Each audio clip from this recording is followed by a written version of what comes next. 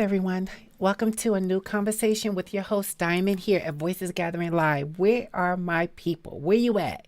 Where's everybody at? Come on into the room. Come on into the room. Let me know that everything is good. If we got good sound, if video is clear, just let me know so that I don't dive into this conversation with any delays. Welcome to a new week with your girl, Diamond. Hey, hey, hey. Where are my people? Jumping right into this. Listen, if you're new to the show, make sure you click the subscribe button and that notification bell. Make sure you click all notifications. That way, when a show is uploaded or we are live, you are aware of that show at that time. I don't need to keep reminding you, right? Don't want to bog you down with a lot of the house rules, but until we get some things tweaked out, here I am. Hey, Ira, what's up? How are you? I'm excited to have this conversation. It's been a minute now, and okay, I'm liking what I'm seeing here. So, yeah, we had to do some things. Thank you for your patience last week. We were having some technical difficulties, but this is what happens when you run a live show by yourself. Well, I'm not by myself, thank you, God.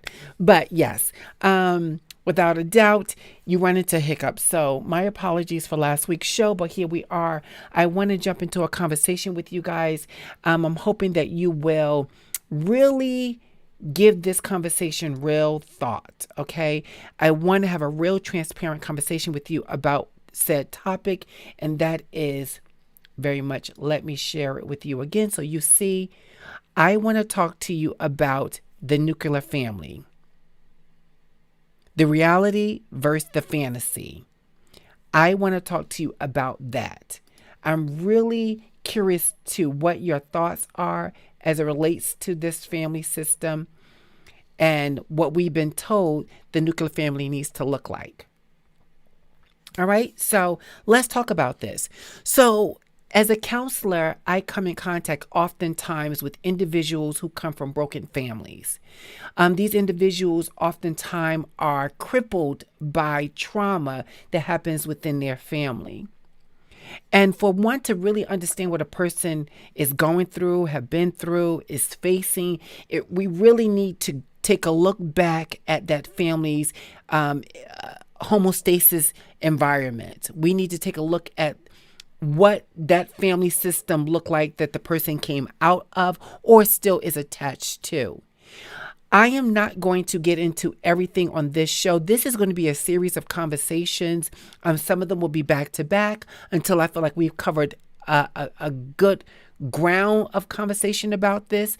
But just know that if you see this show, this is part one of the show here. You'll see part two. Then, we're going to delve deeper into the conversation. If you have any thoughts about what it is that I'm going to be talking about, if you can relate, if you have anything that you can share, please jump into the comments. Many of you are very good at talking to each other in the comments. And until I have a panel of people on the show, you guys are my co-hosts. So engage in the conversation. Use that chat space as much as you please.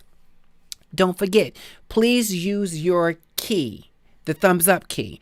Use that key. That key is important to the thriving of this show. So use the thumb up key.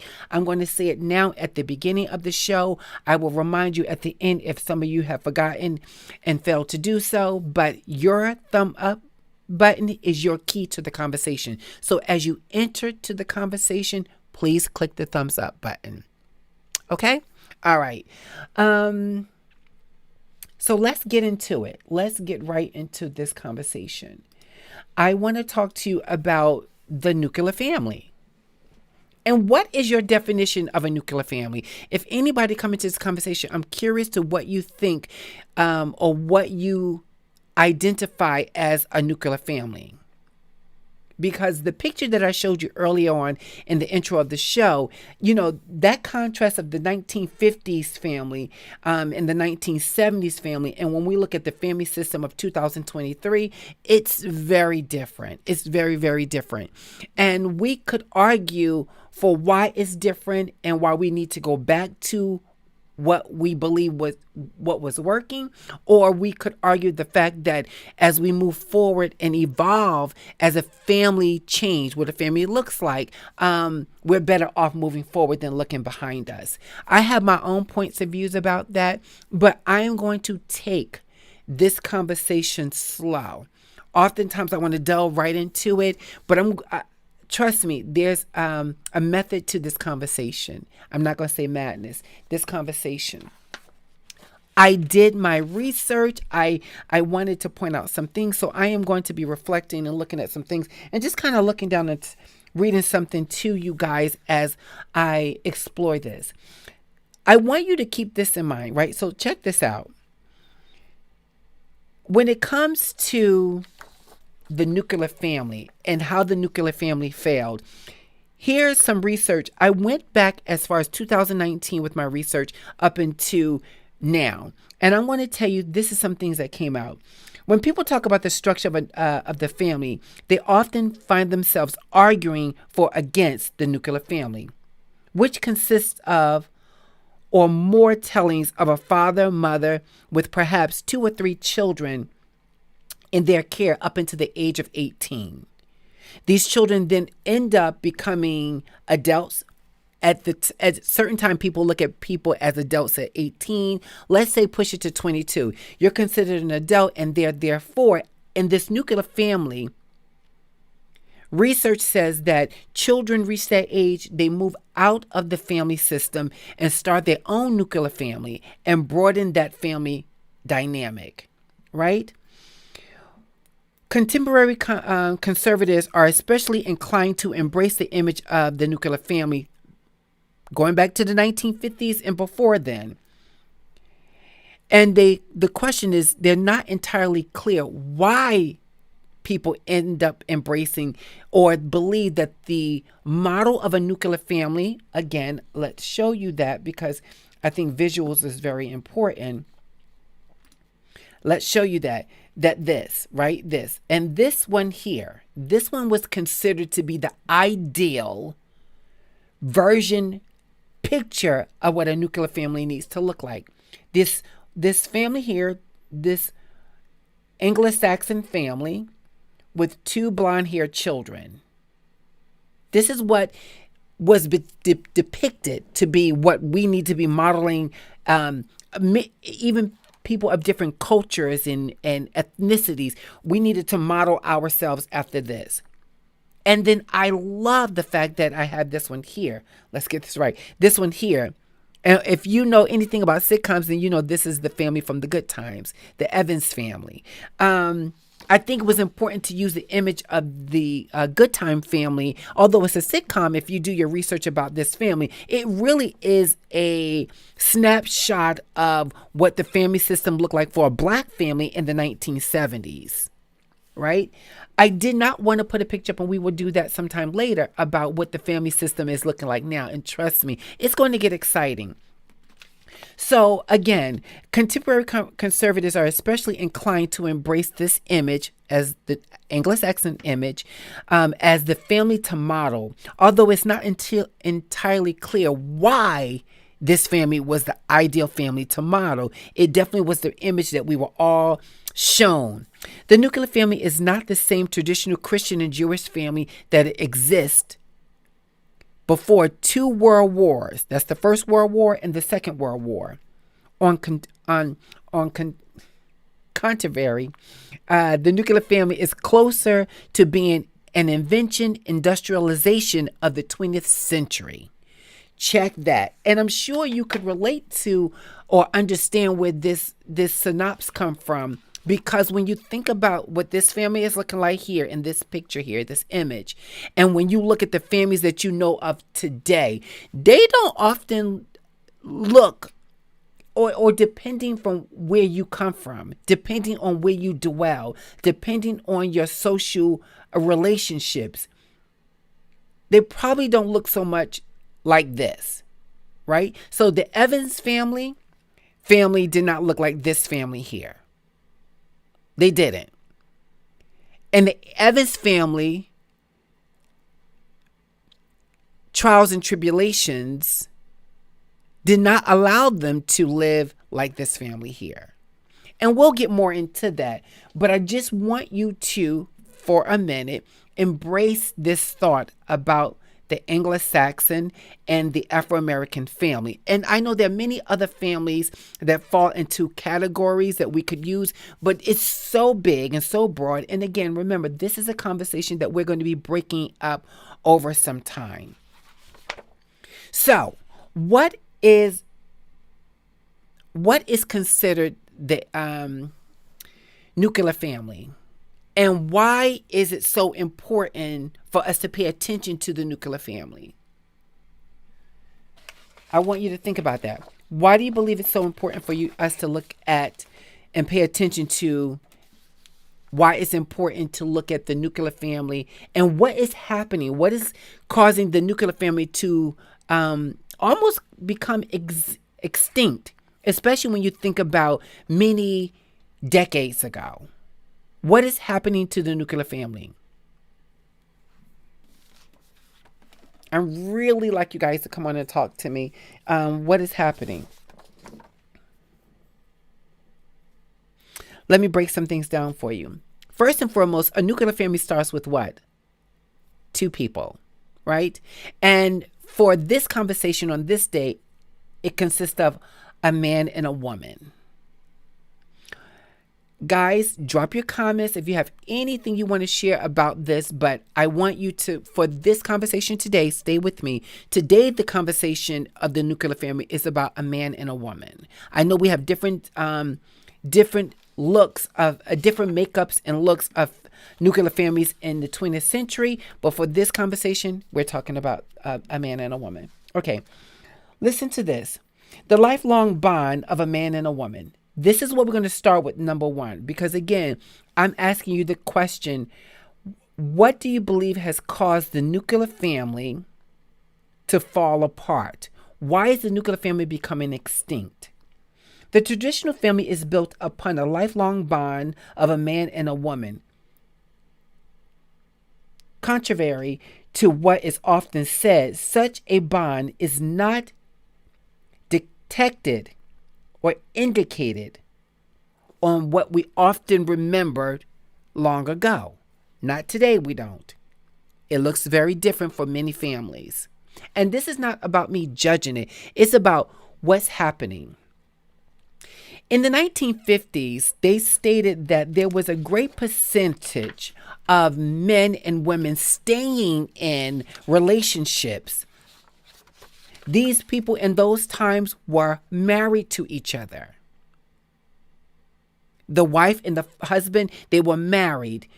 They were not cohabitating. They were not becoming parents and divorcing right after or not thinking about marriage. Back some time ago, the nuclear family started with a woman and a man getting together, falling in love, for the definition of falling in love, and not cohabitating, but making a commitment to one another to be married to each other before starting a family.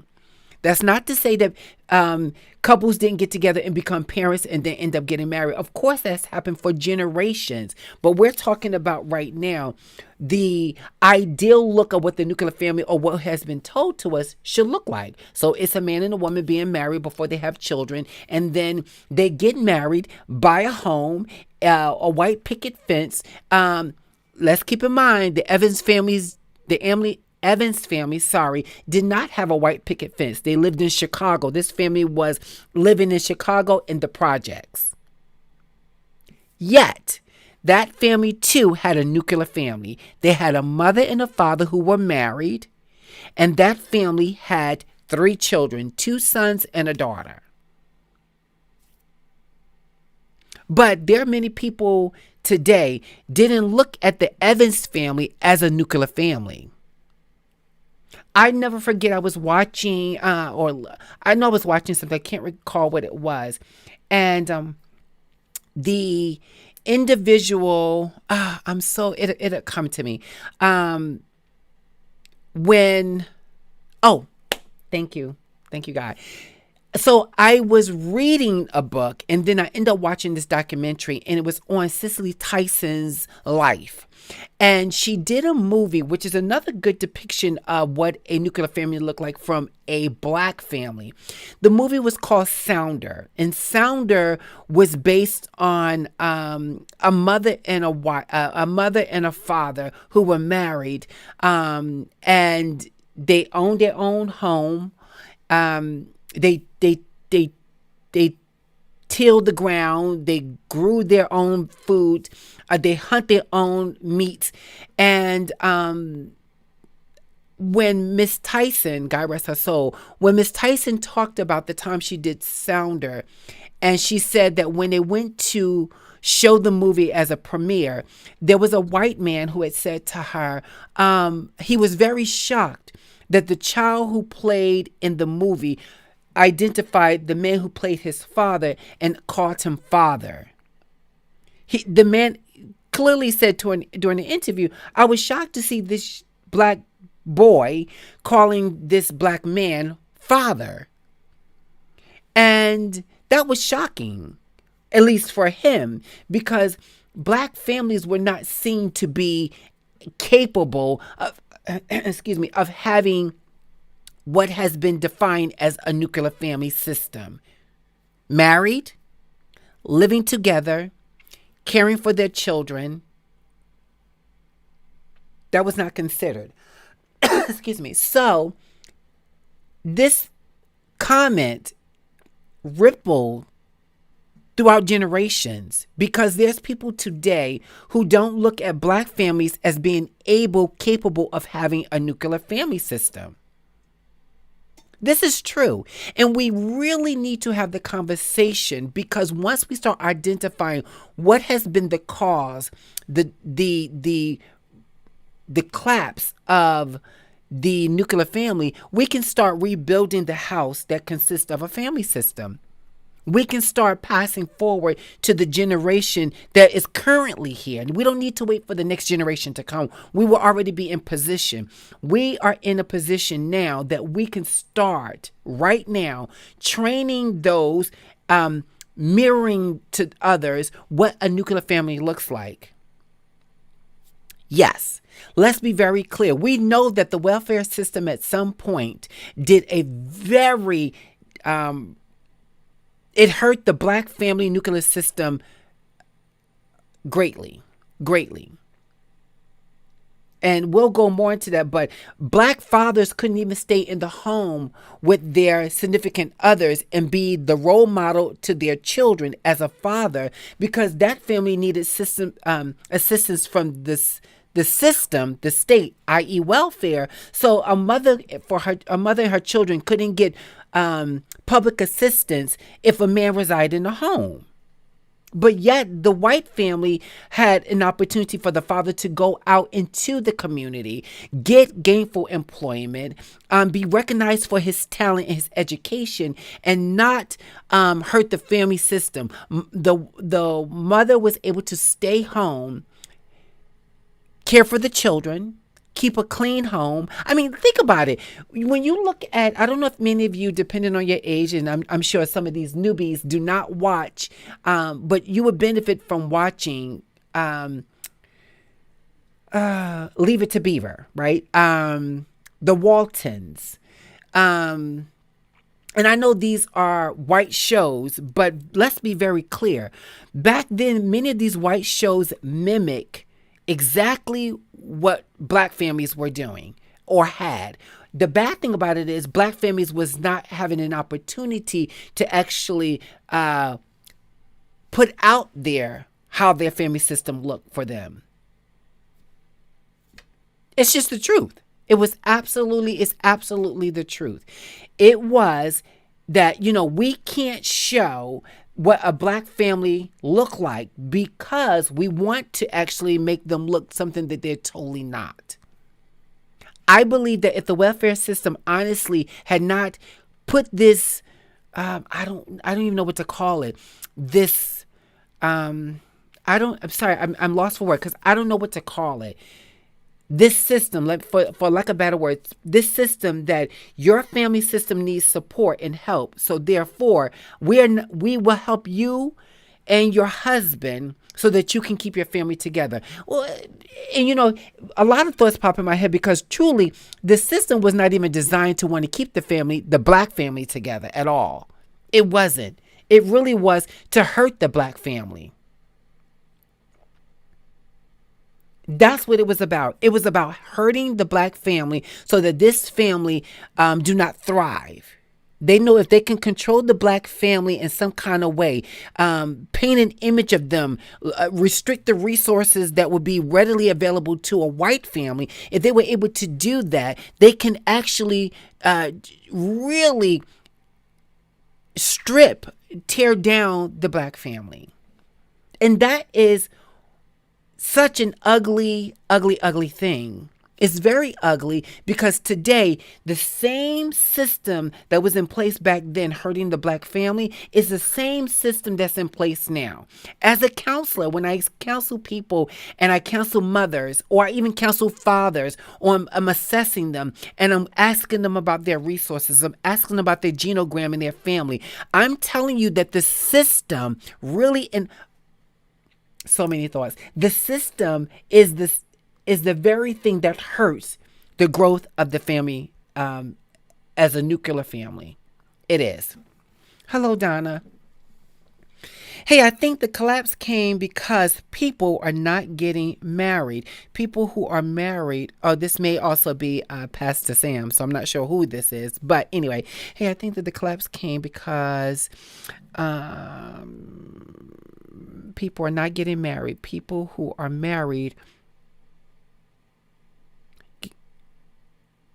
are not staying married. Also, they shift the roles. Black men are already attacked in the war.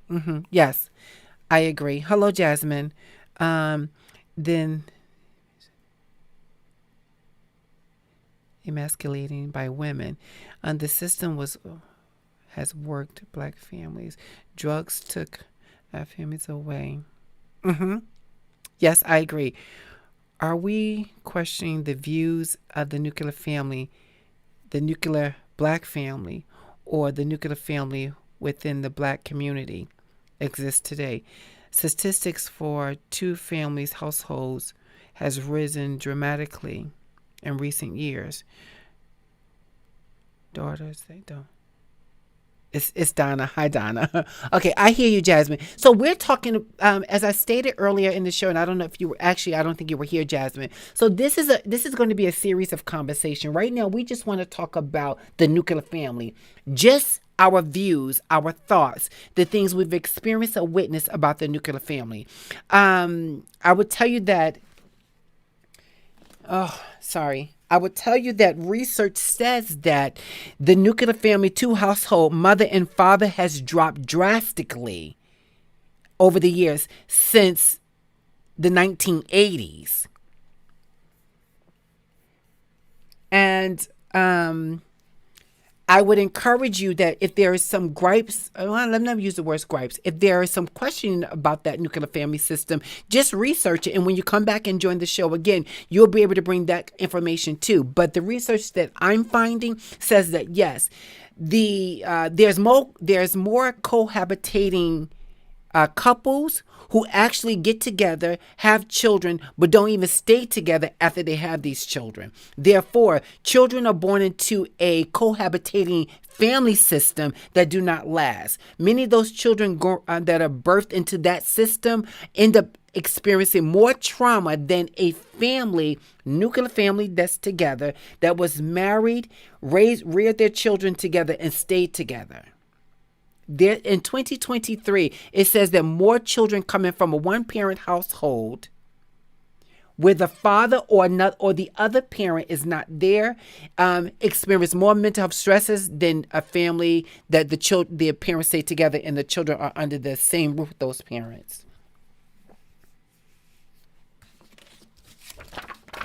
And since we were talking about the welfare system, and Donna, you shared a lot. Thank you so much. I want to just point out one thing, and it actually relates to what I was just talking about.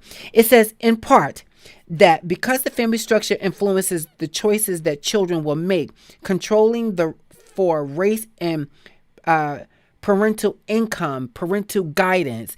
It also says that boys raised without their fathers are much more likely to use drugs, engage in violent or crime behavior, go to jail, drop out of school. On the other hand, girls, meanwhile, are more likely to engage in earlier sexual activity or have a child out of wedlock. Children without a father in the home are even more likely to suffer from mental health problems as adults. And this research comes from the Institution of Family Studies, and it was an article that was done by Willis, K-U-M-H-O-L-Z. I don't want to mispronounce his name. So that's just something that some things I was looking at. Let me look at the comments here. I am a whole grown woman, and I missed out on my father's absence, daddy issues. Speak that thing. This is what I mean. Yes, a lot of women. Let's take Donna's last comment.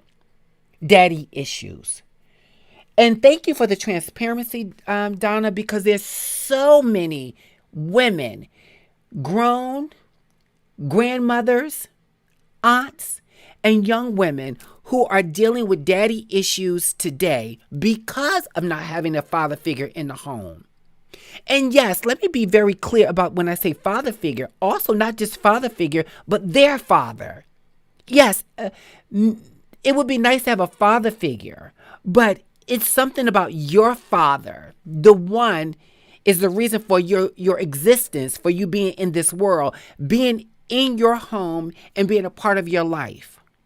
Many young women that I come in contact with end up dating men because they have unresolved issues that relates to their fathers. They do. They're looking for a man to give them what they didn't get when they were a child, as a young woman, from their father. So very true. A recent study in 2021 has shown that incorporating the LGBT, yes, let me finish reading, the LGBTQIA plus, let's put them all in there, numbers within family system actually increase the numbers of two-family households. But yes, see, Jasmine, you wasn't here. So again, this is a continuum conversation. So if you go back and watch the beginning of the intro of the show, I stated that my focus today is to talk about the man and the woman. We will talk about how the LGBTQIA plus community has changed the look of what a family system look like. But for this conversation pertains to a woman and a man. Because when you go back over time, the nuclear family did not consist of a same-sex couple. Now, I'm not judging that. I'm pointing out the facts. People who are part of the LGBTQIA plus community in today's time, back then were hiding. They were getting into family systems that they were not happy with. So men who were same-sex loving, women who were same-sex loving were actually getting in a relationship, playing the role of mommy or daddy, conceiving children in that system, and then also having a life on the outside. So we don't want to delve too much into that because it would just open up the more conversation that I would need to explore later. So I wanted to give a little bit of that. I do hear what you're saying.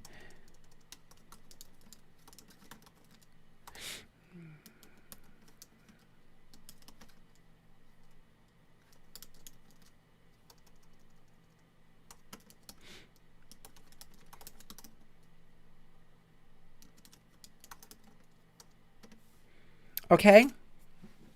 All right. So yes, again, the nuclear family is very different. So when you go back to, and I just kind of expounded a little bit more on that, what Donna put in the comments, daddy issues. So when you talk about daddy issues, when you have daddy issues, what is the likelihood that you will choose, or someone is choosing you and it's a right fit. Oftentimes, you're not choosing the right fit. You end up kissing a lot of frogs before you find your Prince Charming. Or vice versa. Let's be very clear. Young men who grow up without their father in the home to role model what it looks like to be a man, to date appropriately, to conduct himself as a gentleman, as a young man, to grow up and to be a good man, a healthy man. And I mean healthy man by mindset, by his mind. By his mind. Let's be clear. It's important. So he ends up growing up with having daddy and mommy issues. And then what he ends up doing, he does not know how to pick a young woman today. He does not know how to cultivate that relationship so that it's healthy for not just him, but also for her. And those individuals who end up come with daddy issues and mommy issues, and they start going outside the home looking for love, they end up getting into sexual activities. They start cohabitating and playing the role of relationship. And then what ends up happening? They start molding and shaping this nuclear family that's, by definition, is not a healthy nuclear family. It's a cohabitating relationship. It ends up falling apart. And then we live in today right now where people are jumping from relationship. People don't even know how to fight for their relationship. What they think the best thing to do is jump in and out of relationships. And sadly to say, today we are watching many people, television and in your own neighborhoods, painting by living, what it means to just, if this don't work, go for this one. If that don't work, go to this one. I mean, young people don't have anything to look to, because if they're coming from a broken nuclear family system, daddy's not around. Daddy treats mommy like trash. Mommy dogs daddy. Daddy is making a baby here, there, and everywhere. And then mommy is just having all these babies. And I know this is going to really ruffle some people's feathers, because we are having true transparency conversation on this show, and we can't evolve if we don't talk about it. Let's see. I think I missed iRob's first comment. Let me go back because I don't want to miss. Yes. Times have changed. A lot of young folks are having kids out of wedlock. Very true. Women are more independent and can raise children on their own. Some people just don't want to get married. Very true, iRob. Very, very true. Which is why the nuclear family actually looks different now, because more people are opting not to get married. They're opting to not get married for many different reasons. And some of them come from a nuclear family system, but they're opting not to get married. Research says this. You're absolutely right. Thank you for sharing that, iRob. And I want to go back because you did just post something else. I don't want to miss that, because you are talking in the chat, and that's great. Not necessarily true. A woman can raise a son by herself, and a son would grow up to be a perfect gentleman. So, I'm sorry, I'm going back to your comment, iRob. So let's be clear. I'm not saying that if a woman or a man for that matter, raises the opposite sex child alone without the other person, that child cannot grow up and be a productive individual. I'm not saying that at all. But I'm also going to say to you that if you sit down with that person and get to know them and let them tell their story, they're going to tell you that something was missing. And I don't actually believe that a man raising a daughter or a woman raising a boy into a man, that something wasn't missing. Absolutely something was missing. Because a father cannot raise a daughter to be a young woman. He cannot. You need that. It doesn't have to be her mother, but that young woman needs a woman to help her.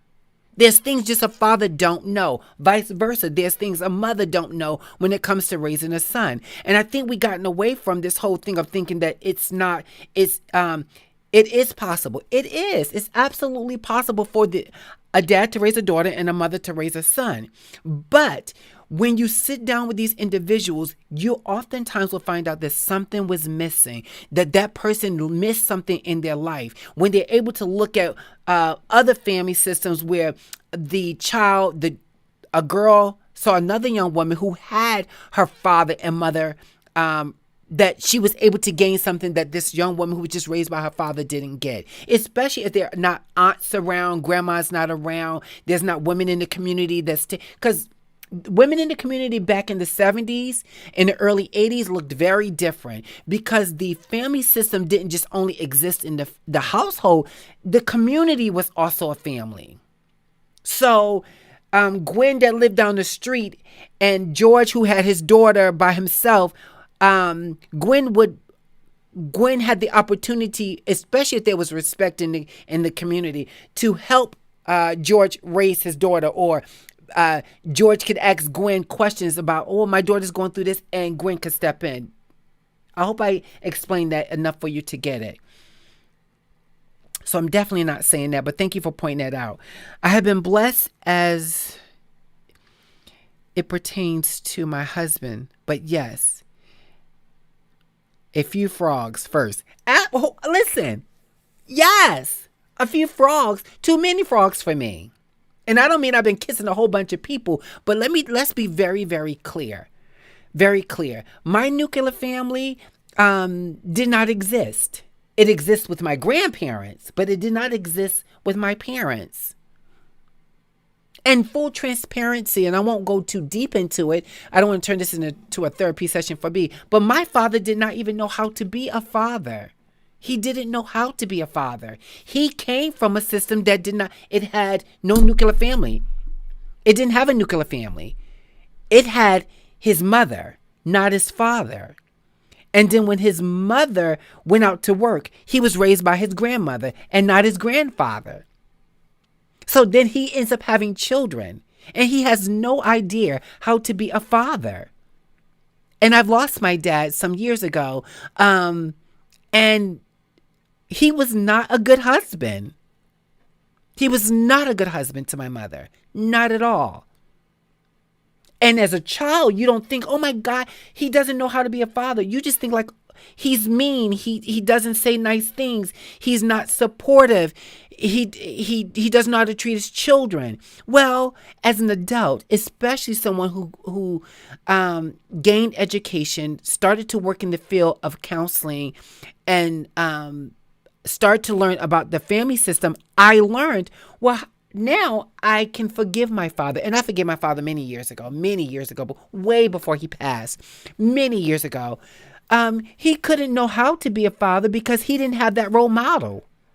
And his mother was awesome. His grandmother was awesome. But they were not a nuclear family. And some nuclear families are totally disconnected. Absolutely. They are.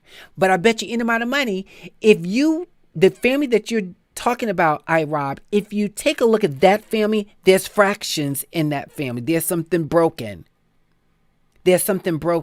When you stop passing on traditions, I'll leave it at that. When you stop passing on traditions, you oftentimes find hair fractures, in that system. It starts to fall apart. It starts chipping away. You're absolutely right. And that has a lot to do with a lot of things that I alluded to earlier. The welfare system, people coming from single family homes, the community. You saw more turmoil in the community than you saw love in the community. People was not role modeling what it means to step up into those roles. Let's be very clear.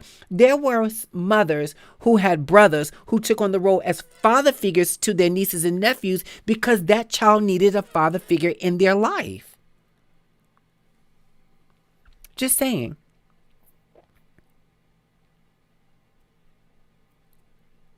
Same here. My nuclear family example were my grandparents. My father left when I was 6. 6. And again, as I said to you from some of this research, it says that when a child loses a parent and grows up in a single parent household, that child often will exhibit or experience some kind of mental health stressors, which for a lot of people is trauma. Because, I mean, let's be clear. They play down, oh, your dad wasn't in the house. And then you guess what? We grow up to just continue to keep moving forward. But now that we are paying more attention to trauma, a lot of our trauma is related to an absent parent or absent parents and raised by grandparents or mother and aunts and uncles or the foster care system. Okay, let's see what Mrs. Cross said. I feel like we have conditioned ourselves to believe that single parents is ideal because it's all we know. Then we continue it through yes.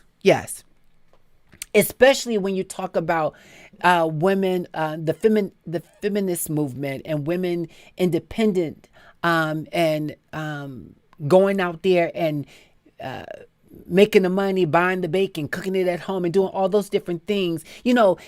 I like this whole thing now and I started adopting this thought about saying I'm a strong woman. Like saying you're a strong woman, that's a beautiful title to wear, but it comes with too much weight.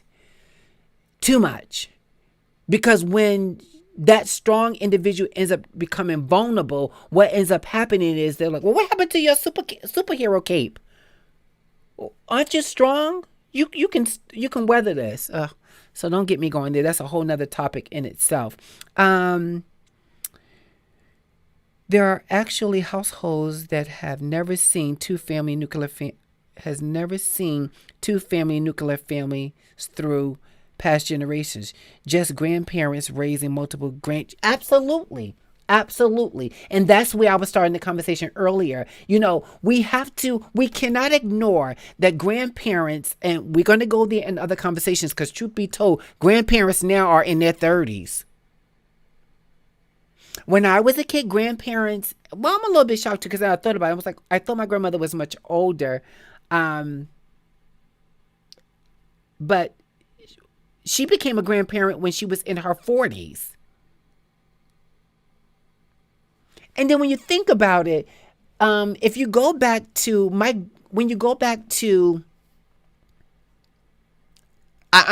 for a quick glimpse, when you go back to slavery, as it relates to Black individuals, Black families were having children very young. And we know it was all for the profit business of working for the master, right? So when you think about my great grandmother, she had 14 children. She had 7 boys and 7 girls. Now, my grandmother was born in the 1930s. So you think about her mother back then, how long ago that was, and when she started having her children.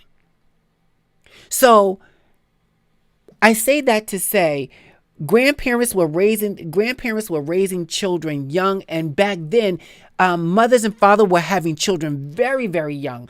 And when I think about that, we want to penalize young people today for having children so young. But truth be told, people have been having children young for generations for a very long time. I mean, literally for a very long time. This is not new. But when we argue the factors of systemic racism, when we argue the factors of broken family systems, when we argue the facts of lack of resources, when we argue the fact, then you say, well, how could you be having children and you're not even with the father or you're not even with the mother?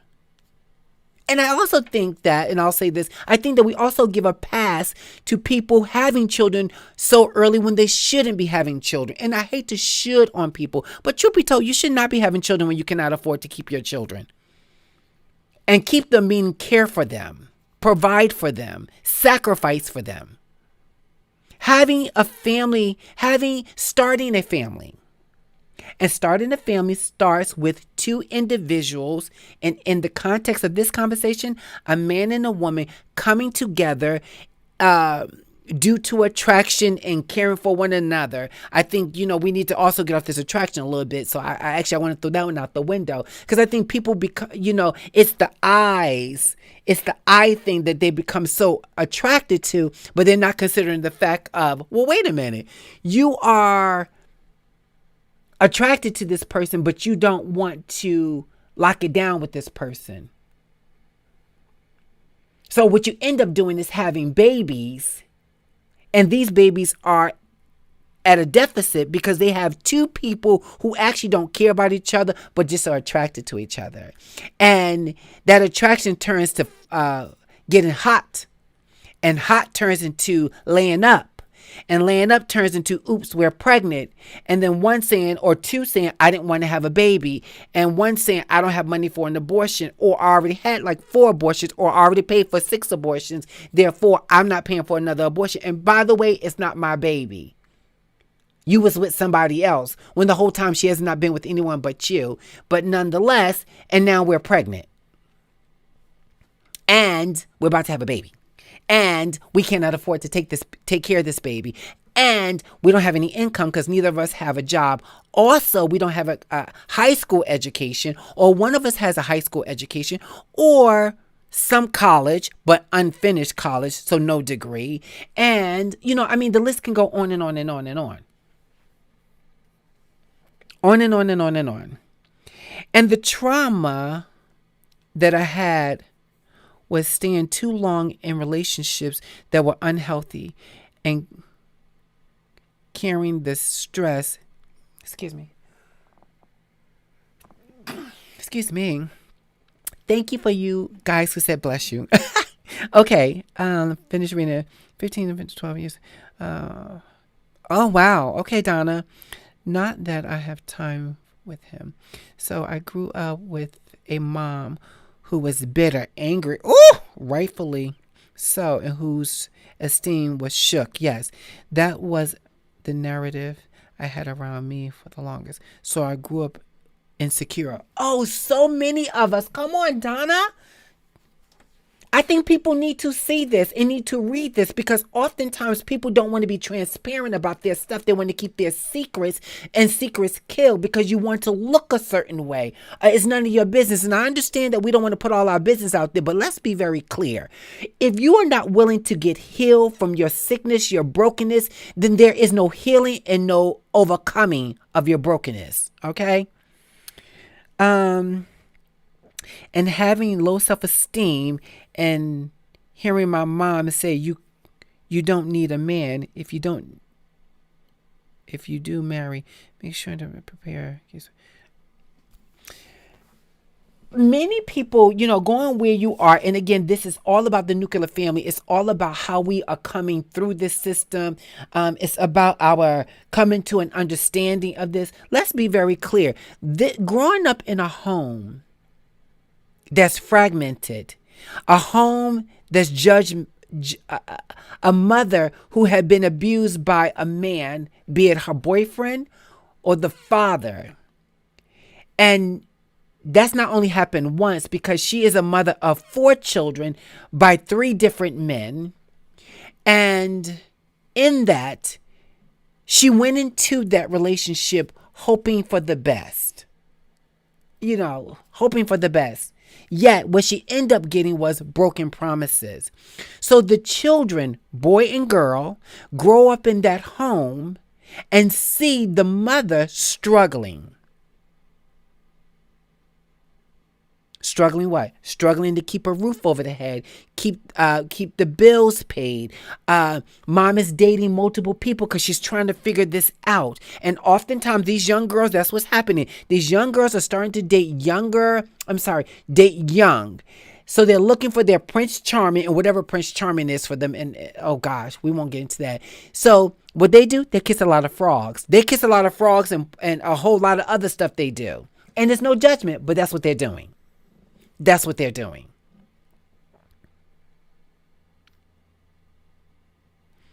This was many, many years ago.